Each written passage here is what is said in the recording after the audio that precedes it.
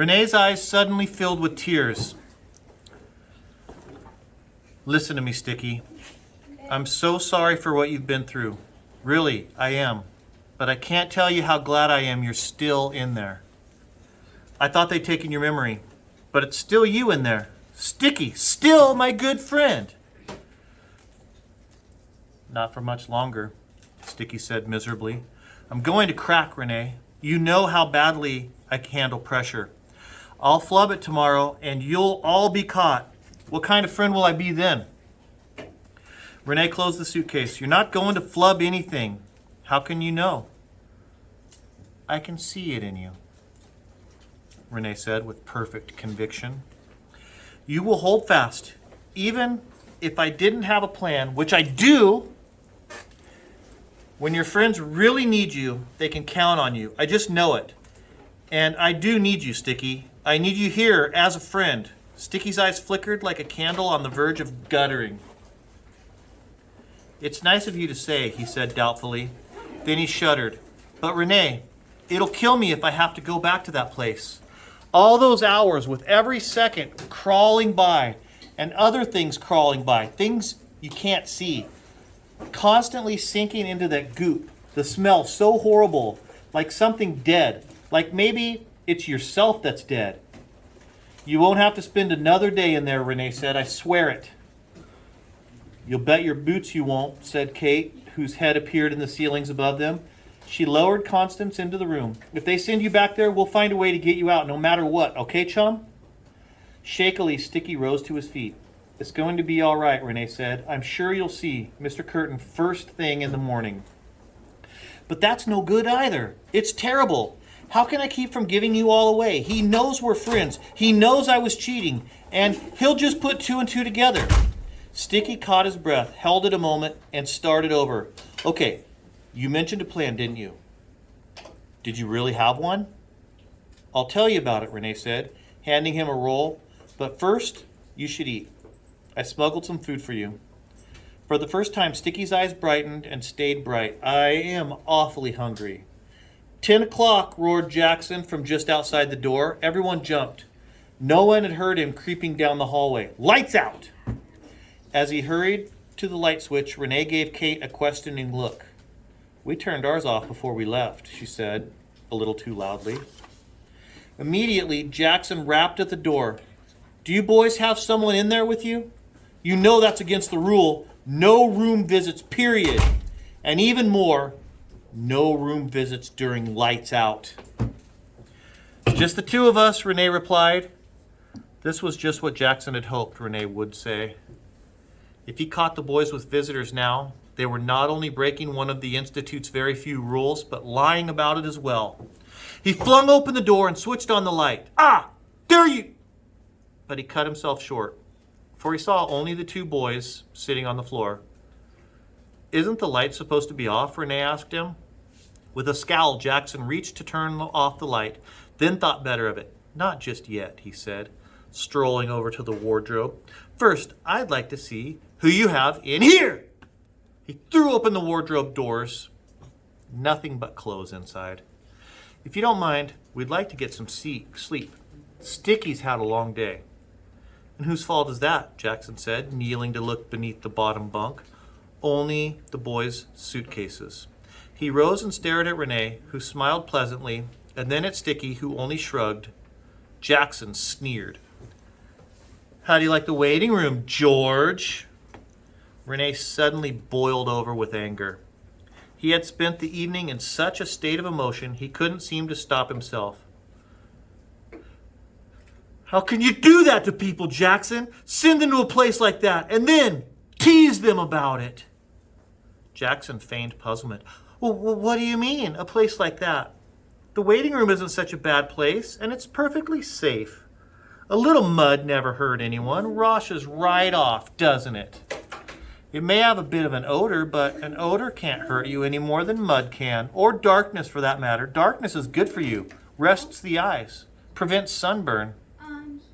Livid though he was, Renee fought to regain control of himself. He should never have said anything in the first place. It did no good to argue with an executive. Jackson was still lecturing with obvious pleasure. And yes, I suppose there are a great many flies and beetles and crawling things, but they didn't bite or sting, did they? You aren't afraid of a fly, are you, Georgie? No, Sticky replied in an even tone, but he was glaring at Jackson. It was such an angry look, so full of defiant outrage, that Renee actually felt encouraged. There was strength in Sticky. It was just easy to miss. Easiest of all for Sticky himself. Jackson missed it too. Of course you aren't. So, let's hear no more nonsense, he said, screwing up his face as if talking to a pitiful baby. No more nonsense about the waiting room being such a nasty little place. Then he grinned wickedly, shut off the lights, and left the room. His boots thumped away down the corridor. Constance's stifled voice cried out, "Good grief! Do you intend to keep me in here forever?" "Quiet," Renee whispered, peeking out the door. The corridor was empty. He nodded at Sticky, who dragged his suitcase from beneath the bed. "It's a good thing you're so small," Sticky whispered as Constance climbed out. "Oh, yes, lucky me. So small you can pack me in luggage. Why don't you try curling up in a suitcase?" Constance said, forgetting Sticky had spent his entire day standing in filth, darkness, and bug swarms. The ceiling panel slid aside and Kate dropped down into the room again. "Now, what's this about a plan?" she said, as if they'd never been interrupted. Punishments and promotions.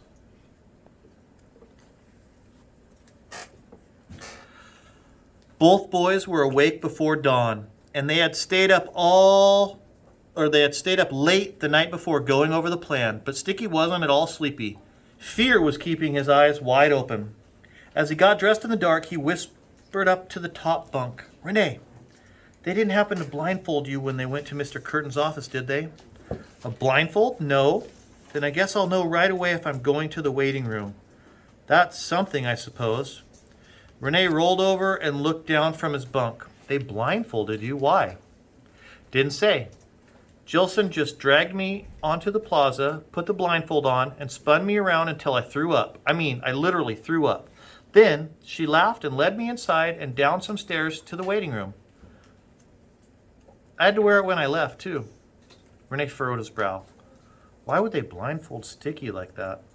Just then, someone banged on the door. Sticky stared at the door a long moment before opening it.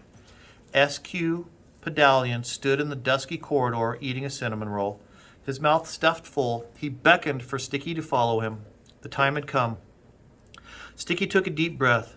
"Wish me luck, Renee." Renee nodded. "Don't worry, you'll do great." Sticky followed SQ down the corridor. The dormitory was perfectly silent save for the echo of their footsteps and the occasional gulping sounds from SQ, who was munching his cinnamon roll with gusto. Then they were outside in the chill morning air, where SQ stopped, licked his fingers, and, to Sticky's horror, reached into his pocket. "SQ," Sticky asked in a strange voice, Am I to wait a little longer, or—" "Oh, no. Mr. Curtin can meet with you," said SQ casually, pulling out a banana, not a blindfold. Now, Sticky, SQ was the only executive who ever called him Sticky by his nickname, though only by accident.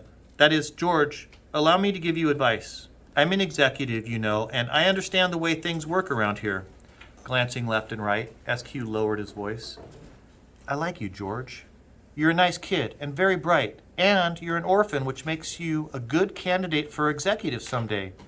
If you'll just straighten up and fly. If you fly straight and right, straighten up and fly right." "Yes, all of those," SQ said, relieved. "My point is, don't blow your chances right off the bat. Whatever you do, do not admit to Mr. Curtin that you cheated. If you did cheat, I'm not saying you should lie. That's even worse. Don't admit to cheating and don't lie." "You're saying that my best course of action right now is to not have cheated in the past." "Exactly," SQ said. "That's helpful." SQ grinned. "I thought it would be. Mr. Curtin hates a cheater more than anything. Otherwise, he's a genial fellow. So, just keep in mind during your meeting, the most important thing not to admit is that you cheated." "Thanks," Sticky said in a weak voice. His head had begun to ache. SQ's advice was exactly the opposite of Renee's.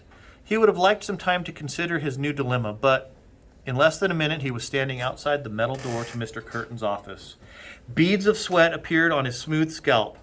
What should he do? If anybody should know this sort of thing, it would be an executive, yet SQ was not the brightest bulb in the executive chandelier.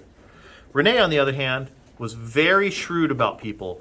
And now SQ was knocking on the door. Sticky rubbed his throbbing temples. He felt on the verge once again of growing paralyzed, or worse, flub-mouthed. The door slid open. SQ motioned for Sticky to enter. Whatever course he chose, he had to choose it now. Mr. Curtin sat in the middle of a cold stone room, his fingers laced together, his chin lifted expectantly.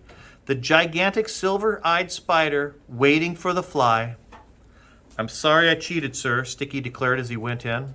The door slid closed behind him, but not before he heard a shocked SQ mumbling something about the poor kid cracking under the pressure. Mr. Curtin drummed his fingers on the journal in his lap, regarding Sticky with those unseen eyes. Sticky was hard-pressed not to fidget. A bead of sweat trickled down the curve of his bald head, made its way to his earlobe, and hung there, trembling. It tickled Sticky maddeningly, and he held still. Suddenly, Mr. Curtin shot forward in his chair. Sticky nearly jumped out of his shoes and screeched to a stop with his face inches away. "Do you care to explain yourself?" Mr. Curtin said coolly. Sticky had memorized the speech. If he hadn't, he might never have gotten a word out. He stammered, swallowed, then began. I'm very sorry, sir. I didn't want to do anything wrong, but she put so much pressure on me." "You mean Constance Contraire, I assume?" interrupted Mr. Curtin with a look of satisfaction. "Constance? Oh, no, sir. She's too stubborn even to let me help her with her homework. I'm sure you've noticed how stubborn she is. You notice everything about everybody. If you don't mind me saying so, sir." Mr. Curtin, I have noticed that. It's true. But if not Constance Contraire, then whom are you speaking?" "Well, I was saying, sir, she put so much pressure on me, and I wasn't sure what to make of it, she being a messenger and all." "What?" Mr. Curtin bellowed, his face instantly purple. "A messenger? Sneaks and dogs, all..." He cut himself off, and for a few moments went absolutely silent, as if trying to decide just what horrible thing to do to Sticky. Send him back to the waiting room? Fling him into a patch of drapeweed? Crush him beneath the wheels of his chair? Sticky closed his eyes. When several minutes had passed, however, without his being sent flung or crushed, Sticky opened one eye. The color had faded from Mr. Curtin's face so that it no longer looked like an eggplant with glasses. Only the tip of his lumpy nose retained a crimson hue, and he began drumming his fingers again. "George," Mr. Curtin said more calmly now, "why are you looking at me with one eye?" Sticky quickly opened his other eye. Never mind," said Mr. Curtin. "Now explain yourself. Are you telling me a messenger made you cheat?"